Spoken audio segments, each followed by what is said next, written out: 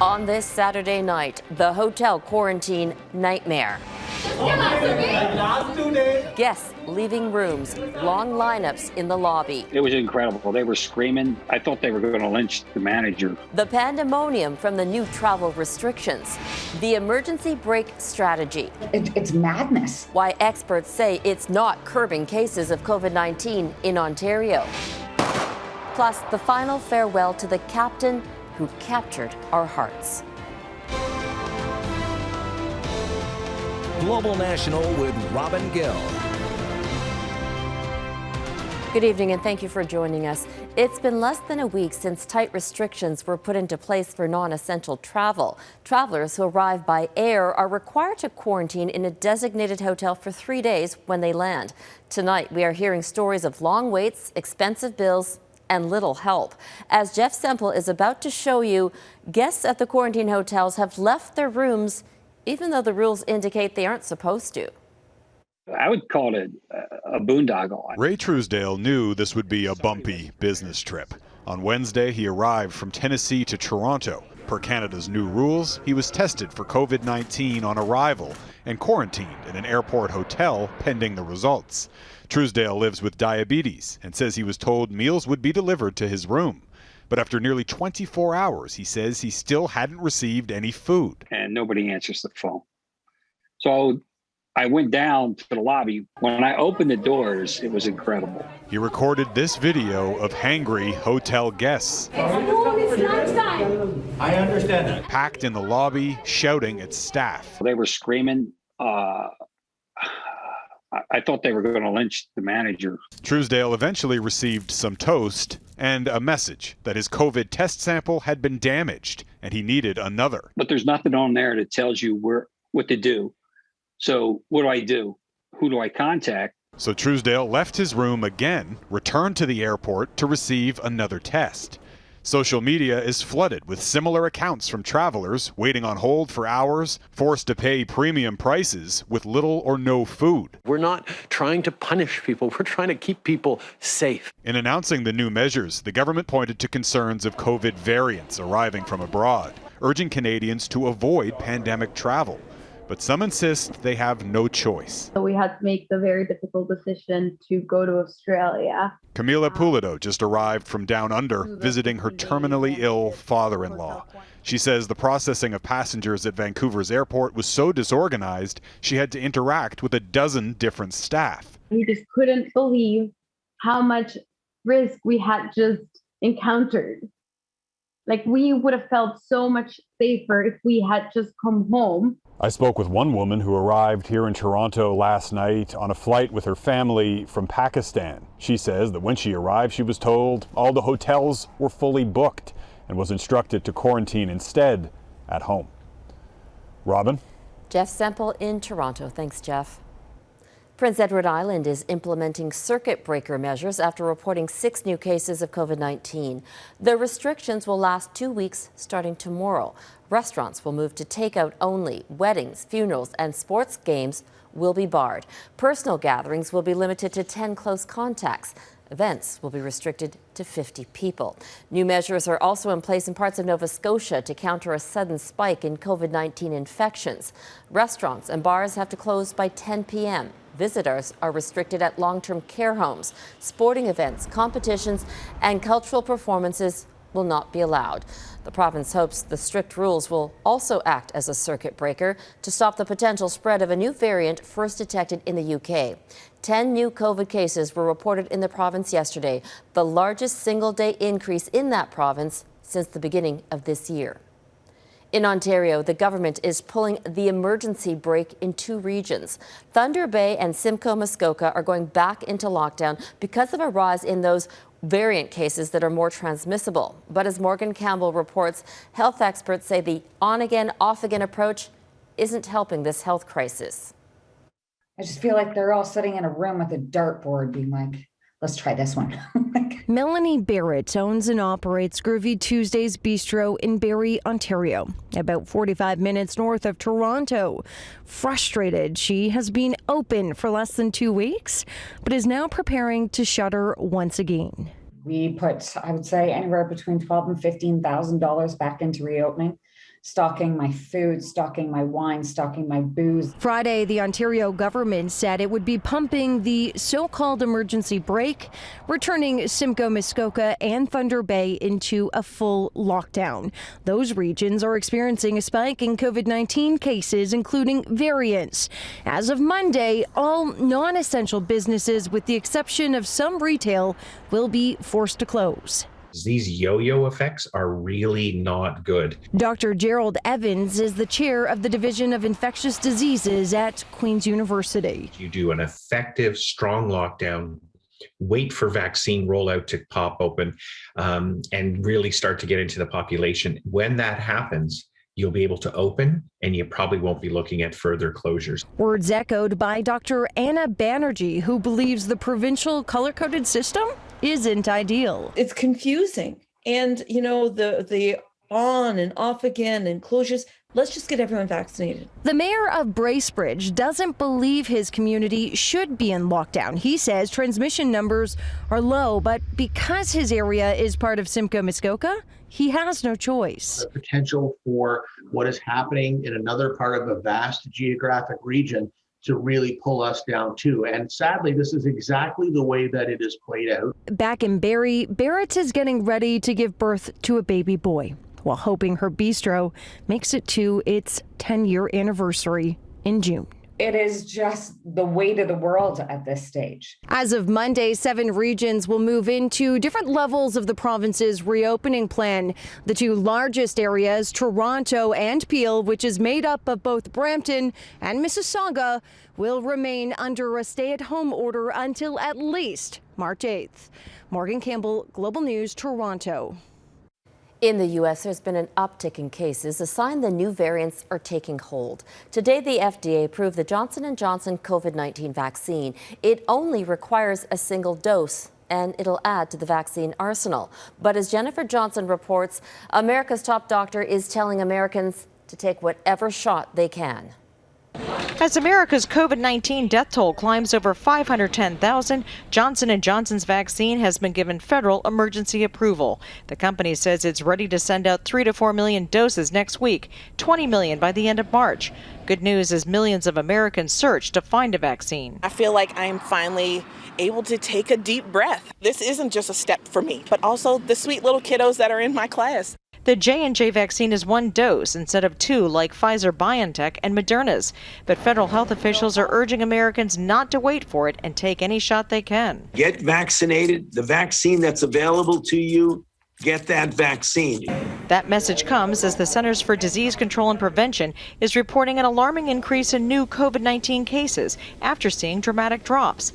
The CDC fears the uptick is coming from new variants first found in other countries. We are watching these concerning data very closely to see where they will go over the next few days. The Johnson & Johnson vaccine has been very effective fighting the new variants. Moderna is currently working on a booster shot.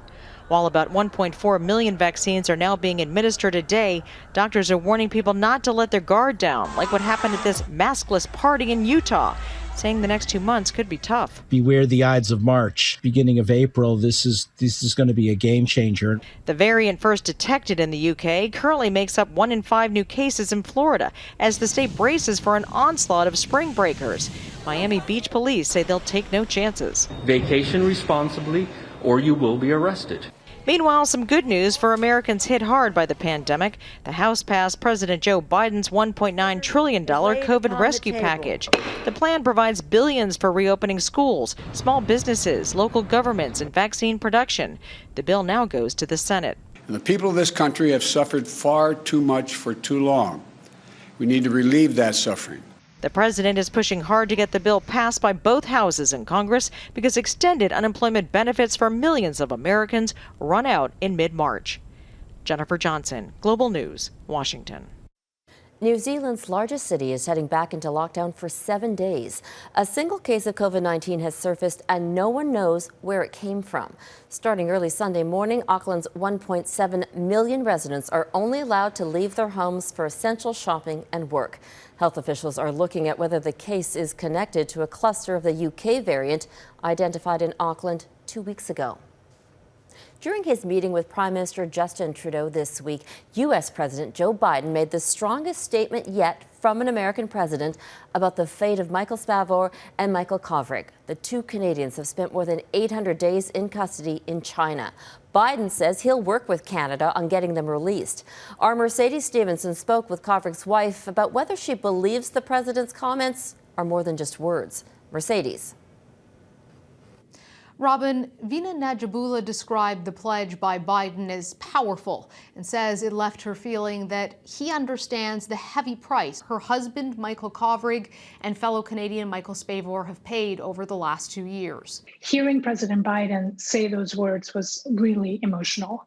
Having him refer to Michael and to Michael Spavor by name, to call for their release was moving. I really felt that. His words that human beings are not bargaining chips are powerful. And what I took away from that is that President Biden has compassion for the unjust suffering that our Michael and Michael Spavor are going through, as well as that he understands that Canada has been paying a really high price since it accepted the extradition request from the U.S. 2 years ago.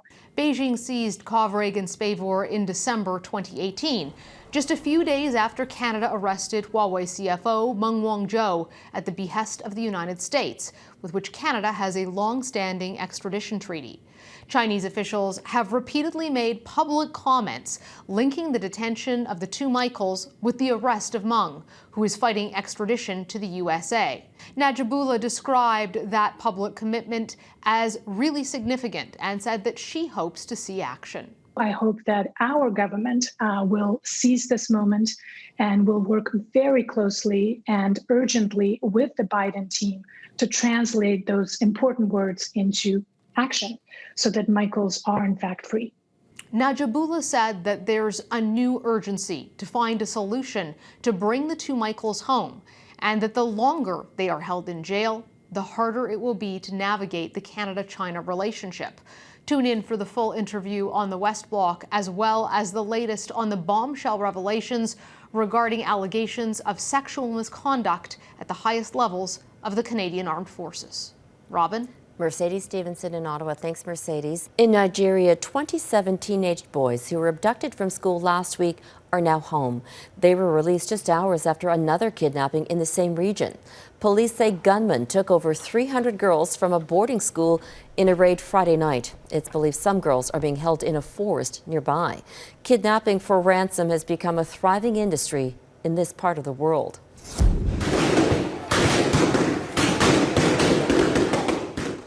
Police in Myanmar are cracking down yet again on pro-democracy demonstrators. Hundreds were arrested. At one point, police fired tear gas and set off stun grenades. There are reports at least one protester was shot. Adding to the political turmoil, the country's envoy to the United Nations was fired for declaring loyalty to the ousted government of Aung San Suu Kyi and calling on world powers to get the military to relinquish power by any means necessary. It's been nearly 10 weeks since Canada's V-Day, when the first COVID-19 vaccines arrived. That day has finally come for Africa. COVAX, the global initiative aimed at providing vaccine to countries in need, sent the first shipments to the continent. But as Goomansingh explains, it's the first step on a complicated path to make sure no country is left behind. Precious cargo for the Ivory Coast. On board this flight, more than 500,000 doses of the AstraZeneca vaccine produced at the Serum Institute of India. UNICEF is responsible for moving the sponsored vaccine to countries in need around the globe. Benjamin Schreiber is the project lead. We are super delighted to starting and rolling things out. We've been building this for the last year. Every day in the coming weeks, you will see new shipments leaving. The very first COVAX-sponsored shipment in the world landed in Ghana Wednesday. The second in neighboring Côte d'Ivoire Friday, where the health minister was on hand to watch the historic unloading of vaccine. Speaking on the tarmac, he championed the democratic management of the pandemic. Rollout of the vaccine through COVAX has been slower than planned. 50 million doses had been promised to Africa this month, but until this week, none had been delivered. COVAX has relied on the cooperation of wealthier nations such as Canada and the United States. The U.S. initially refused to participate, but last week, President Joe Biden committed $4 billion to the efforts. Now, the World Health Organization is running a campaign with the hashtag Vaccine Equity and Support Healthcare Workers. It's asking more countries to sign a declaration with the aim of every country getting shots into the arms of healthcare workers and those most at risk within the first 100 days of the year. Dr. Kate O'Brien is a Canadian physician and the director for immunizations, vaccines, and biologicals for the WHO. The loss of a healthcare worker in a low-income setting because of illness or, heaven forbid, for severe illness or death means that tens of thousands of people are going without any health care because of the loss of an individual healthcare worker. We're going to have to work very hard now in the rollout and again look at it with an equity lens to make sure that no one is left behind. COVAX is set to deliver 2 billion doses to more than 90 low and middle-income countries by the end of this year. Crystal Goomansingh, Global News, London. A private service was held today for a man who did his duty as a soldier and served as a symbol of hope and strength during this pandemic. It was only fitting that a plane from the Second World War flew over Captain Sir Tom Moore's funeral service. Soldiers then honored him with a military gun salute. Sir Tom was a veteran of that war, serving in Asia for the British military. Because of pandemic restrictions, just 8 members of his immediate family attended. I am so proud of you. What you achieved, your whole life, and especially in the last year. You may be gone, but your message and your spirit lives on. Sir Tom single-handedly raised tens of millions of dollars for Britain's healthcare workers by walking laps in his backyard. He always had a positive attitude. Please remember, tomorrow will be a good day became his trademark motto. The 100-year-old died earlier this month after testing positive for COVID-19, the same unforgiving virus he did so much to fight. Still ahead, a Holocaust survivor's decades-long search for a lost friendship.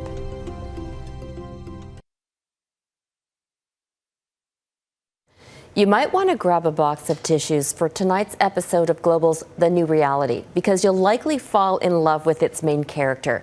She's a 91-year-old Holocaust survivor whose story starts with a cherished bond during 1930s Nazi Germany and wraps up over 8 decades later with a Zoom call. Our Mike Armstrong has been calling it a friendship interrupted. Mike?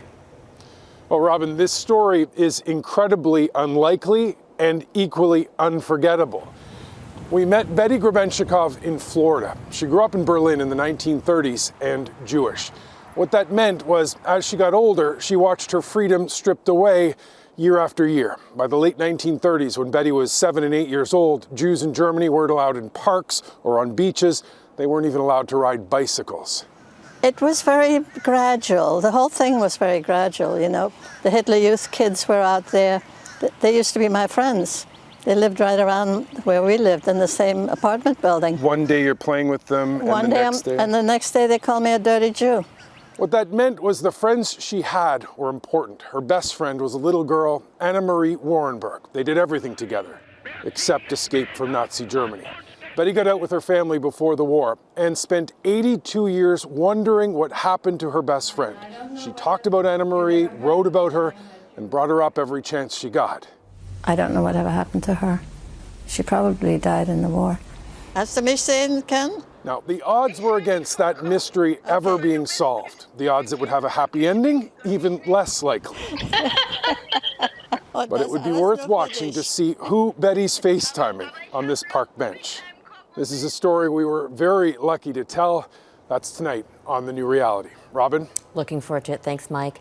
And that is Global National for this Saturday night. I'm Robin Gill. Tonight, your Canada is the Aurora Borealis in Alberta's Miquelon Lake Provincial Park. Thanks for watching. Good night.